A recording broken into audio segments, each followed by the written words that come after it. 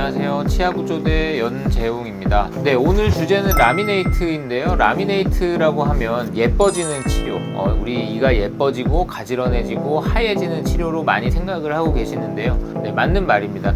심미적인 목적으로 많이 사용하는 치료 방법인데, 제가 했던 치료 사례를 사진으로 한번 보시겠습니다. 이렇게 치아의 배열, 또 형태, 색깔 이런 것들을 조금 더 우리가 원하는 예쁘다고 생각하는 방향으로 치아의 외형을 바꿀 수 있는 치료법이 바로 라미네이트인데요. 이 라미네이트 치료는 기술적으로나 어떤 치료를 위한 케이스의 선택에서 조금 조심스럽게 선택하고 신중하게 선택해야 되는 부분이 있기 때문에 오늘 그것에 대해서 얘기를 해보겠습니다. 라미네이트라고 하면 간단히 설명드리면 우리 치아의 보이는 면에 보통 세라믹으로 만들죠. 세라믹으로 얇게 손톱 붙이듯이 치아의 이 보이는 순면에 세라믹 수복물을 만들어서 접착해서 외형과 기능을 회복하는 치료 방법을 말합니다. 이 라미네이트에 관심 있는 분들이 많을 텐데요. 라미네이트를 언제 하는 것이 좋은지 하나씩 얘기를 해보겠습니다. 먼저 치아에 변색이라든지 착색이 있는 경우에 해결하기 위한 방법으로 라미네이트가 좋은 방법이 될 수 있고요. 또 치아와 치아 사이가 벌어져 있는 경우에 이게 굉장히 신경 쓰이잖아요. 또 일부 문화에서는 앞니 사이가 벌어져 있는 것을 더 매력적으로 보기도 하지만 우리 한국 사회에서는 앞니 사이가 벌어져 있으면 예쁘지 않은 걸로 생각하기 때문에 이 치아 사이가 벌어져 있는 거를 해결하고 싶어 하는 분들이 많이 있습니다. 이런 경우에 라미네이트가 좋은 방법이 될 수 있습니다.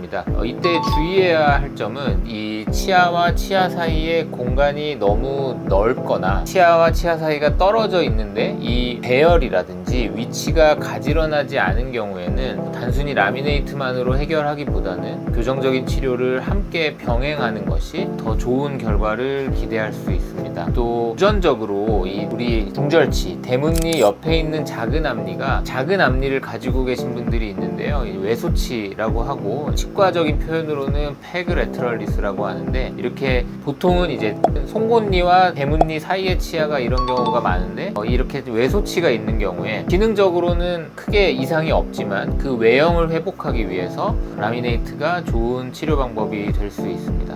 라미네이트를 이용해서 치료할 수 있는 경우가 치아가 파절되는 경우에, 근데 이런 경우는 치아가 심하게 파절된 것이 아니라 일부분이 파절된 경우에 라미네이트를 이용해서 그 외형을 회복할 수 있고요. 치아가 가지런하지 않고 약간씩 삐뚤빼뚤한 경우에 라미네이트를 이용해서 가지런한 형태와 모양으로 회복을 할 수 있습니다. 이 경우에는 고정적인 치료를 병행하는 것이 좋을지 아니면 단순히 라미네이트만을 이용해서 치료를 하는 것이 좋을지 신중하게 고려하고 결정하는 것이 좋겠고요. 아까 말씀드린 외소치라든지 교정적인 치료를 동반하지 않는 치아의 배열을 회복하는 경우에 라미네이트가 더 유리한 케이스가 있고 불리한 케이스가 있습니다.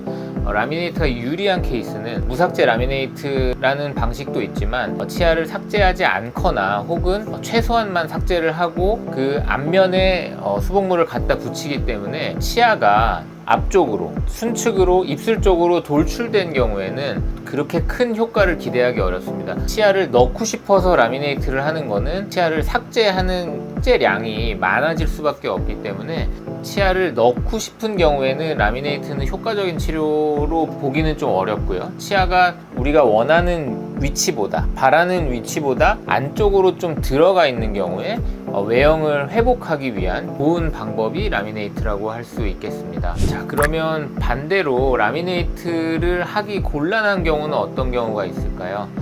지금 라미네이트를 하기 적합한 경우에 반대되는 상황이 그럴 수 있고요. 방금 말씀드린 것처럼 치아가 지나치게 돌출되어 있는 경우에 이것을 넣고 싶다라고 한다면 교정적인 치료를 병행하거나 혹은 보철적인 치료만으로 돌출된 치아를 안쪽으로 넣고 싶은 치료를 계획하는 경우에는 라미네이트보다는 치아를 좀 삭제를 하고 올세라믹 크라운 같은 방법으로 치료를 하는 것이 더 나은 심미적인 결과를 기대할 수 있고요. 또 우리가 이제 라미네이트라고 하면 좀 잘 깨진다라는 이미지가 있는데 이거는 어느 정도 맞는 말이기도 하고 아닌 말이기도 합니다. 첫 번째는 라미네이트는 접착만으로 유지하는 치과 치료 방식이기 때문에 우리가 흔히 하는 뭐 크라운이라든지 인레이 이런 치료 방식은 그 수복물의 형태 자체가 접착제를 배제하더라도 어느 정도 유지할 수 있는 외형을 만들어서 수복물을 장착을 하게 되는데,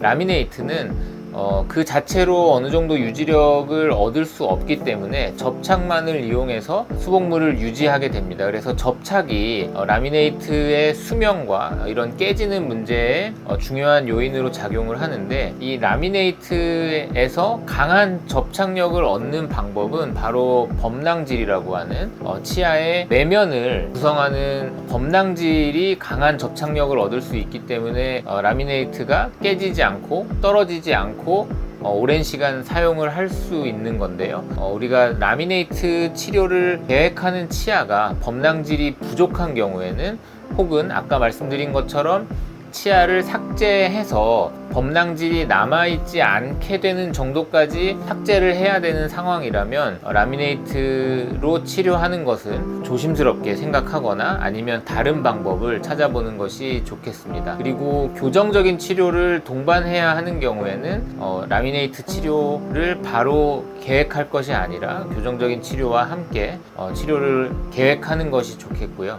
또 라미네이트가 접착이 잘 되었다 하더라도 잘 깨지는 경우들이 있어요. 이게 반대쪽 치아, 우리가 윗니에 라미네이트를 한다면 아랫니 때문에, 혹은 식습관, 또 우리의 턱과 관련된 악습관 때문에 라미네이트가 깨지고 떨어지는 일들이 생길 수 있습니다. 그래서 심한 부정교합이 있는 경우에 과계교합이라든지 아니면 절단과 절단이 마주치는 교합이라든지 이런 경우에는 라미네이트가 정상적인 경우에 비해서 더 잘 깨지고 떨어질 위험성이 있기 때문에 이런 경우에는 라미네이트 치료를 조금 조심스럽게 생각할 필요가 있겠습니다. 그리고 이를 갈거나 이를 악무는 습관이 있는 경우에도 라미네이트 치료는 피해 가거나 좀 조심스럽게 접근하는 것이 좋겠습니다. 네, 오늘 라미네이트를 하면 좋은 케이스, 그리고 라미네이트를 하면 안 되는 경우에 대해서 얘기를 해봤는데요. 라미네이트에 관심이 있는 분들은 가까운 치과 혹은 전문가를 찾아서 상담을 해보시는 것을 권해드립니다. 네, 이상으로